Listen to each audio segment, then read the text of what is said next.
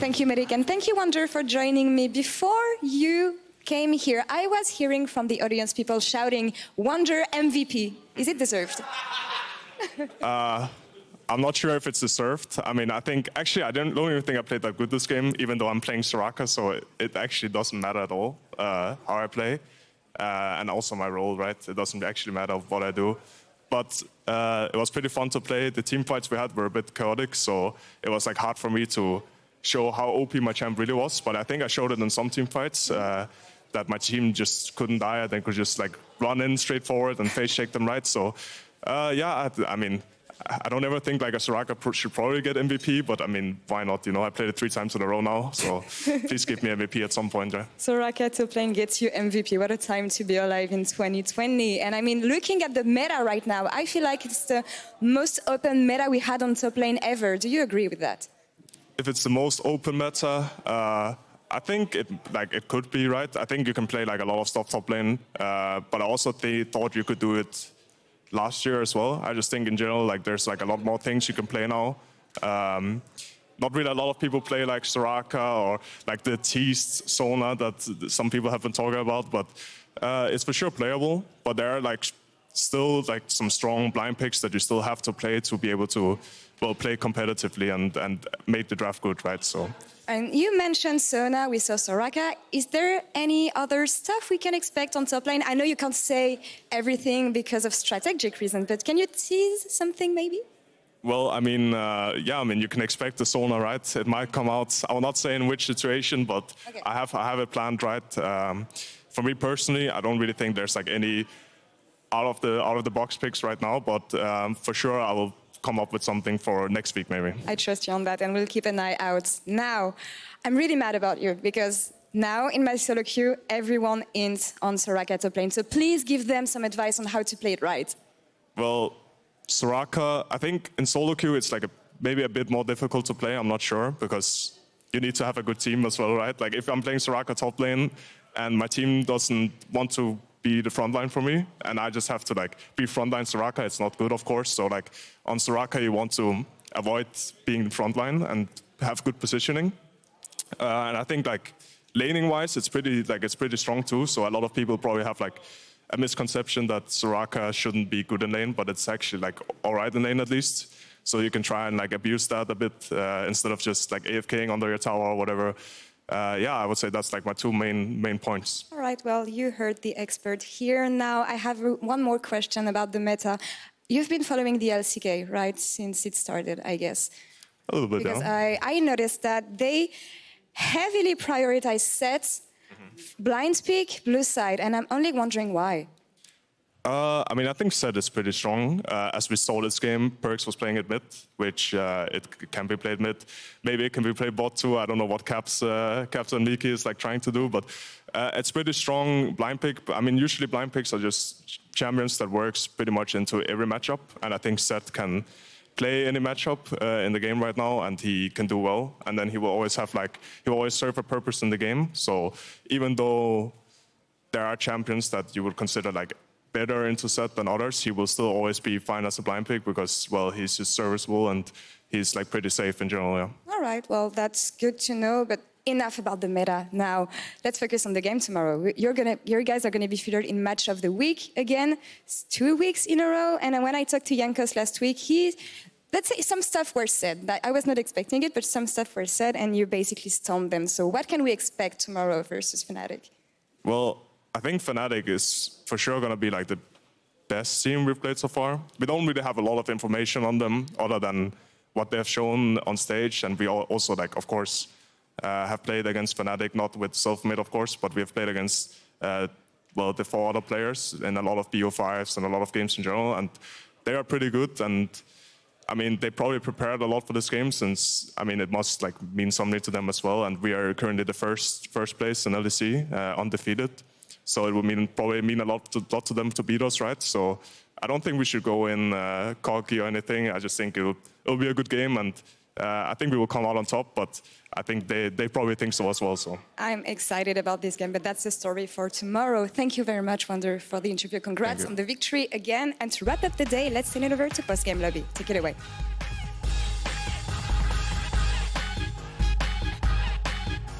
Hello, and welcome to the LEC post-game lobby. I'm Machine, I'm joined by Dracos and, of course, Rogue's Finn. He's just finished a game, rocking the Aatrox, rocking the cherry socks. We've got a lot to talk about. Dracos, you're the first thing we were talking about was the pajamas. He's calling them the Rogue pajamas, but... you put the man on blast. I'm not putting them on blast. I'm just saying they look comfy, and if I'm gaming, I'm in my pajamas anyway. They do look comfy, and all of Rogue management is like, we love this Machine guy right now. We love him so much. The cherry socks are, pardon my pun, but the cherry on top. I'm loving it. This is an aesthetic. This is a look, Finn. I like it. This is a look. I mean, it's a very comfy look then. Yeah, we were just talking about the gaming jerseys being so far behind everything else. We've got these fancy studios, but I swear I've seen some players complaining even now about this itchy, like paintball. Like you're not going paintballing, you're playing video games. Well, Alex, do I have the pitch for you? Oh, the new Rogue 2020. Okay, that's enough of that. That is enough of that. Let's talk about the game a little bit, because you guys genuinely just made G2 sweat. I mean, we were sitting there thinking like, in fact, I think, Dracos, you looked at me, now I'm throwing you under the bus, and said, this looks like it's over. It did look like it was over. I was texting Deficio saying it was over. I was talking to you saying it was over. I was telling everyone who would listen. I was like, this is over. There's no way they win. When you won that team fight where you just popped off, where you shredded through everyone, I was like, they've done it. And then the next team fight, Soraka lived and everything fell apart. Yeah, it was so close. It was such a nail biter. How did it feel to be in that at any point were you convinced that you had won the game? No, I mean, one thing we like to joke about is, especially when we play G2, is the game starts when you get Nash. That's when it really starts. So that's when you have to really think and maneuver your way properly. I think we're a bit sloppy on our Nash. We got like 1 tier 2. I think we should have gotten a lot more out of it. And then Elder spawned, and it was just whoever won that fight would win the game. And in the end, I think we executed on that fight quite poorly compared to them. It's a quite hard comp for us to fight with, but so we need to be really disciplined against Soraka, because as I did like multiple times this game, I kind of overcommitted on Soraka and it just got baited. I think this fight's a good example where I flashed on Aphelios, and I thought I would just like this. Yeah. What's Cap's health during this, dude? Yeah, I mean, it's just going down, up, down, up, down, up. It's like a goddamn sinus curve. Down. Sine wave. So it's quite tragic playing us, because at like multiple seconds this fight, we thought we had won the fight. Then in the end, it was like a 2-for-1 for them, which is obviously not a good result. But overall, playing as G2, it's quite stressful, yeah. Does it feel good to know that you can match or outmatch in solo lanes? Like, I don't know if you guys felt like that was a question, but for me, it always was looking at your team. But seeing the way that you played top lane, yes, it's the Soraka. So obviously, your all-in's pretty solid, but also in mid lane, Larson popping off against Perks, punishing him for overcommitting. Did that prove anything to you? Did you already know that you could match G2 players 1v1? Because it felt like it proved it to me. Yeah, I mean, I don't think the scary thing about G2 is their like individual prowess in the laning phase. It's more about how they play their mid game, because their mid game is really, really deadly. Mid and late game, even.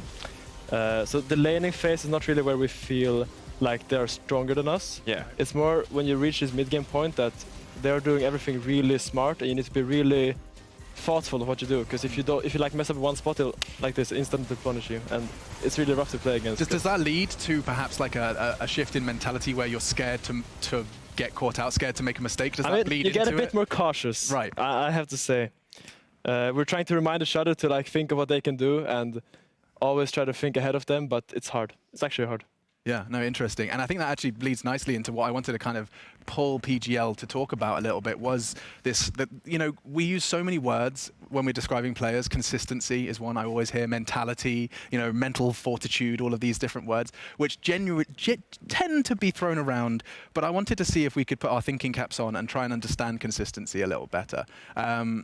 You know, there are some players that are praised for being consistent. You know, we were talking about this on the desk before. There's like, you know, Reckless. You can always count on him as a safe pair of hands, as an example that we've used. My question to you is, first things first, what are the subcategories in your minds of consistency? I wrote communication, gameplay, mentality. I feel like that feels like a solid 3 to start. I mean, so just to say, from an outside perspective, I obviously can't say anything about communication because I just don't know what your team sounds like. Yeah. But one thing that I'll say in my experience is usually true for a lot of teams that we've either listened to or that I've gotten to watch scrims from in the past, is that communication consistency is incredibly difficult, because the second you start to lose, nobody wants to talk. But when you're winning and you're in a good mood, everyone's got something to say. Everyone's like, oh, this guy burned flash, we can go here, we can do this. But when you start to lose, if players continue to talk, that's something I always find so impressive. Because most of the teams that I knew when I first came to EU back in 2016 just shut up the second they started to lose. They said nothing. I mean, it's very common. Like, it's it's just a like human thing, I think. Yeah. It's not really something you can do about. It's just human emotions, and when you're behind, everything feels a lot tougher. It's not as fun, of course. I think fun is a big part where G2 can keep doing this because they're always trying to look, I don't know, for the fun place, I guess. And I love, but this is something I've spoken to Counter-Strike players, and as soon as they fall out of love with the game, instantly results. You know, it doesn't matter what, you know, whether you've got the best strategies or you've had a sick boot camp. If you just aren't having fun, it seems stupid. But we are talking about competitive video games, and we're using fun as a factor for consistency. I mean, it's just a very real thing. I think we're having a lot of fun on our team, which is a good thing. Yeah. I think even in games we're behind, sometimes it happens. If it's like a really long day of scrims, maybe like the 5th game, you feel really tired and everyone speaks less. But generally, we try to always speak up, and we always try to look for the proactive plays because that's kind of what makes the practice worthwhile, right? Yeah, and so I'm curious, does that transition well for you guys to stage? Because obviously, like at the end of a scrim day, if it's game 10 or game 5, I don't know how many blocks you guys are doing these days, but like very understandable if you're just done talking. That's a freaking long day. But you're coming in, you're playing a single game. So far this split, or for your experience on Rogue so far in general, do you feel like you've been able to consistently communicate, even in losing situations? Let's see, we lost one game against Origin. I think this game against Origin, we actually, I mean, especially me, I was feeling really bad because I was playing really poorly. I did, I have personally... I played it poorly. Let's say shit on you for that one. That was a bad game, dude. It was a really bad game. And it's one game. Look, I'm not going to hold it against you, but it was meme-worthy, and that was tough. I mean, I heard someone after like say, I don't remember. It's like the Finn syndrome, where you like lose on set against Aatrox. I don't know. I called it getting finned. It Oh, wasn't yeah, it was you. Do you want to take this outside? We can take it. No, and I mean, I don't know if I was the person. Someone probably else said that before me, but that was brutal. Yeah, it was brutal. But that game, it felt a bit rough for all of us. But this game, I mean, I guess it just ended as soon as we fell behind. But even in those moments of tension, even once you did get the Baron, you're past the 20-minute mark. The game has now started, as you said earlier. You didn't feel like communication didn't falter. Everyone was contributing. We were always looking for what to do. Yeah, so but the talking, you know, I would put talking it when, you know, against all odds, maintaining communication in the face of defeat. I would put that into, you know, that is mentality as well. I use that as one of my subcategories of like being able to stay, you know, relatively consistent in your mentality. My question is that something that you can see? Like, you know, are there some players in the LEC right now that you think have like the champion's mentality? For sure, G2 is like always known for this because they're the kings of playing from behind. I think for sure, they're always. I mean, even like if you play against them in scrims or on stage, wherever, it's often times they fall behind early for like some hiccups wherever. They're a bit sloppy sometimes, but usually they run like the 15-minute mark, 10-minute mark. They get their shit together, and they always do one really good play, and they're instantly back in the game instantly. I said instantly twice there, but yeah. And I think the difficult thing and why it's like it's interesting to get your opinion is because I have like watched a lot of players kind of grow up in the last few years over the course of LEC, and they've changed a lot. And I still feel like you're a very fresh face. So when you're optimistic, I'm like, heck yeah. But I do want to see you in like 2 years. Because like in the past, I won't name any names, but there have definitely been players who like when they're winning and are on a great team, really smile, really good. But then the next season, maybe their team isn't as good. And you just see that mentality go from, I'm going to be the best, to, oh my God, I just have to make it through this season. Yeah. Losing sucks, right? I mean, like, let's be real. I don't blame these people for falling into the dark cloud. It's just a much more public dark cloud. Now there's cameras and microphones everywhere. Yeah, we talk about the humanity of it all. Yeah, let's jump a little further. Another question I had was regarding kind of the idea of international successes versus domestic successes, because I heard that, you know, there is conversation starting recently where North Americans, some of the North American players from the LCS are saying, you know, to them, a win in the domestic competition means more to them, and they'd rather set their sights on that as opposed to perhaps international competition, you know, a quarterfinals at Worlds, or would you rather win your local split? And I mean, I think that's an interesting conversation that I didn't know was even happening for players. For you, have you noticed that in EU? Is there a difference in goals for perhaps teams or a player basis? I mean, I think it depends also on how young the players are. I think people kind of like to start aiming for Worlds, and then when they kind of played around for a long time, they actually want to win something. For now, people just want to prove themselves, I guess. They want to go and play like for big crowds and just show that they can play well. But winning the biggest thing maybe is not the most important thing right now. But I think the more as people grow and the more they play, the longer they play, the more they want to like reach that #1 spot somewhere. Maybe it's rank 1 in solo queue, maybe it's winning LC, maybe it's winning Worlds, it's whatever. Like, for me, I said that I would rather go to Worlds and have a good performance there than win the spring split, which I think I still agree with. I didn't change my mind because I think going to Worlds and having this opportunity to play against all the good teams there is a better learning experience overall, and will take me further, I guess. So what's the motivation then for you? Because I mean, as you said, there's people who want the accolades, people who want the trophies. Is your motivation just like purely competitive drive? Is it just I want to be the best that I can possibly be, and I believe the best way to do that is to play international tournaments? The world's best, yeah. I mean, eventually I want to win Worlds, of course. Not Yeah, I this think year. that's fair. I don't set high expectations now because we're still quite young, this team. But in the next 1 or 2 years, the goal is for sure going to be win Worlds, and that's what we're going to aim for, always. So then when you look at the regular season, does it make you feel... Does it affect your motivation at all? Because my concern would be when you tell me that the only thing that you care about is Worlds, is that you're no longer worried about, let's say, like beating the G2s or the Fnatics or the OGs. Instead, you're worried at like, okay, how do I get second seed? How do I get third seed? And obviously, you're going to have to beat some of those teams to get second or third seed. There's only 3 slots. But does it affect your motivation at all? Does it affect your thinking? I mean, obviously, the easiest way to go to Worlds is just winning everything, no? That's true. So, I mean, it's kind of... It's not like you can have one without the other. They're kind of just running together.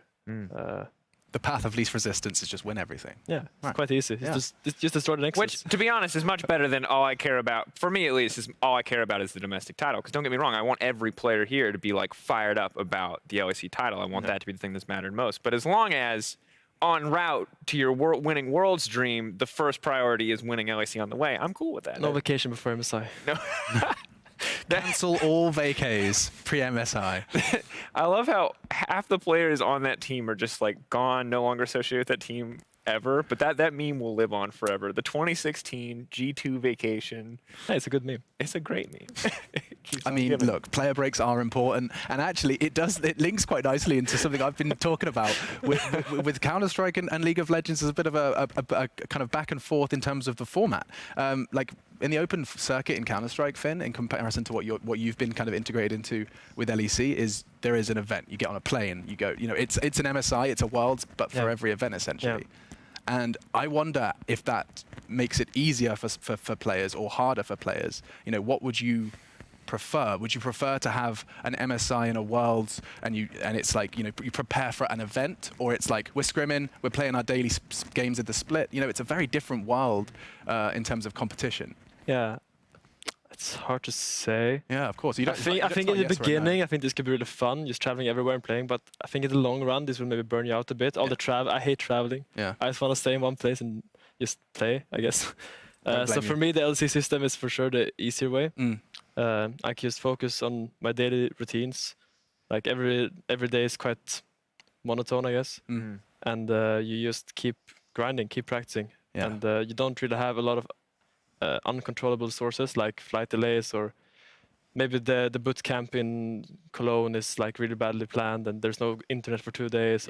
I mean, something like this can happen, right? And it's really annoying because it kind of kills your drive. Yeah, I mean, from what it sounds like, just less variables just makes your life easier, right? And as cool as a great big tournament is, and don't get me wrong, as a caster, I love prepping for tournaments because it's like, I watch you improve every week, right? And that's really cool, but it's also like how much actually changes in the 7 days since I last saw you. Yeah, It's very small. It adds up over the course of a split, but if I haven't seen you for 2 months and you play in a tournament, or I actually know nothing about the CS schedule, I'll be honest. Well, 3 weeks, 2 weeks, it's a very dense schedule now. It's funny.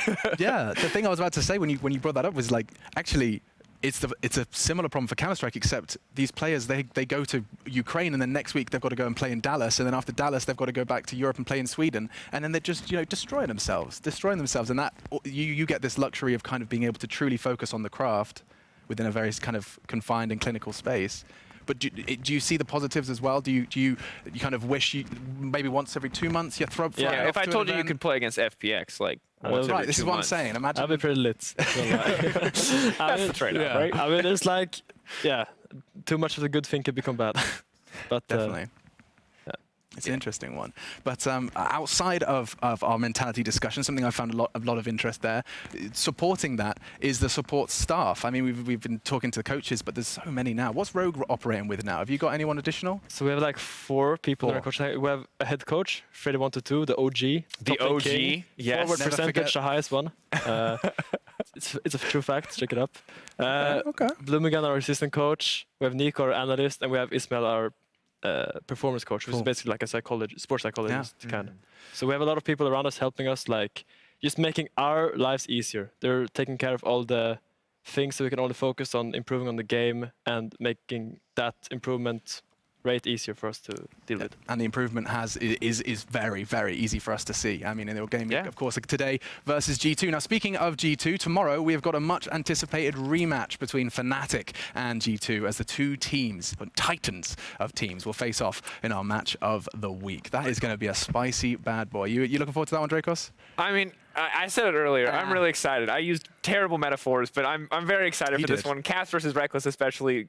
It gets me going. You know, I love the storylines. I'm not gonna lie. But Finn, I'm actually curious what you think about this matchup in general. Like, if there's anything that stands out to you. Cast versus Reckless is the Billboard storyline. You're never gonna take that one away. Former teammates going toe to toe. That's our K drama. You know, at heart. But I'm curious, like, what you actually think is gonna be the most like volatile lane or volatile matchup here.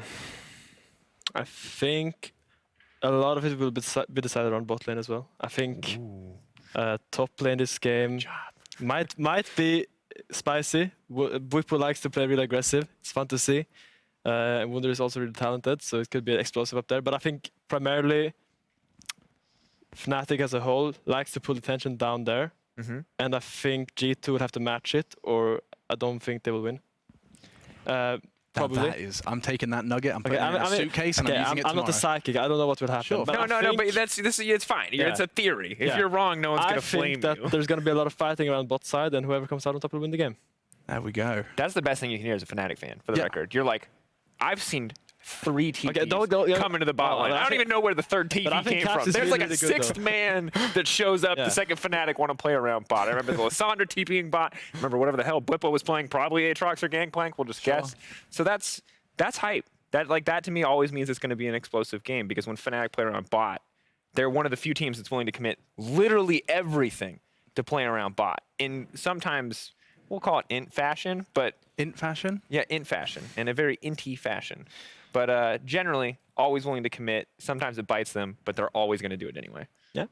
Well, I'm going to intentionally throw out of this one. G2 versus Fnatic is our final game of the day, but there is so much more coming up before that. We do have the likes of, well, you can see it on your screens now. We're going to be starting with the Schalke SK game, and of course, day 2 continues with XL Vitality. We get to see the Mad Lions meeting Rogue. Finn will, of course, have your thoughts on that one. And then when Origin and Misfits with that G2 Fnatic as, of course, saving the very best till last. Mad Lions tomorrow. Those boys have been looking pretty fierce. Yeah, so scary cats. Yeah, very scary.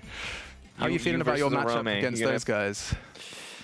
We're gonna do what? I don't know. I don't know what this gesture means. Skirmish, hustle, stab him. I don't know. Slice him. Slice him.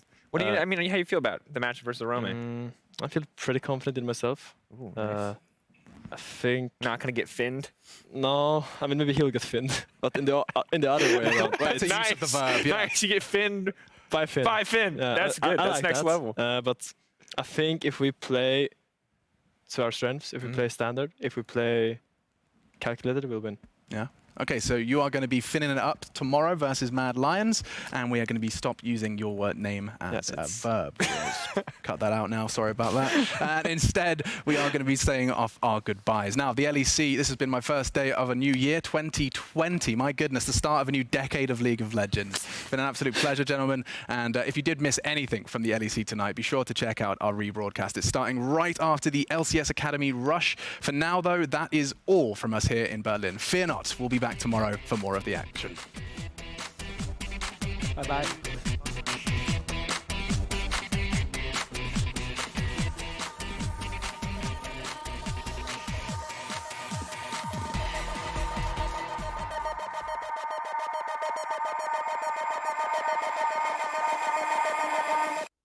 Let it continues to chase. Rome's looking for Trick, manages to take him out. Oh, time from Kaze comes out. Genax is dropped. Mad Lions take down SK. Holding on to the trigger. Maybe it's fear, maybe it's this coordination, we just don't know. The railgun comes down and nobody's died just yet. Sonic Wave, resonating strike. Odo goes, oh no. The depth charge will be used in just a moment, and now all of a sudden that's a kickback, finds a knock-up into Lurox. Give that man some air miles, because Lurox went flying. We make our country proud. This is the Battle of the Brits. Trevor, take us in for game 3. Yeah! We just tried to outplay their opponent. Dead center. From 10 to 20. Mickey? Dead sentence won't find a target. It may not be needed. The ultimate comes up by some time. Mickey with a help. Are you kidding me? Oh, please, all of Fnatic is being run down by Whippo. Here comes Reckless, pulled up by the Lantern. Fight on multiple fronts. Mickey's looking for another. Gets caught. Manages to escape with his life, but Whippo's not done yet. And Origin get out 5 members. There's the depth charge, but Camel Shot's already fallen. The sleep comes out onto our buy. Newton flashing forward, and Comp goes goodbye. Jacktrot's going to fall as well. The stun comes onto Saken. Bin's on a ward. Inspires off towards the top side. Bin jumping in. The Aatrox, the Dawning Shadow. Is the damage enough here from Rogue? Because otherwise G2 are just going to reset the fight, but already Caps is so low. He's healed up. Finn can't quite get on him. Larson trying to do it now. Caps still alive somehow. Larson jumps in once again, and Caps survives. Look at Perks jumping onto the back line now as Larson falls. G2, you just can't kill him. And you're at 10 HP. Yeah, it's crazy. It's actually crazy. I mean, I think everyone kind of killed for you, but like Soraka is like. Hey, I ulted them away, okay? I really. And G2, after a nail-biter of a game, after back and forth, this and that, G2 take the win.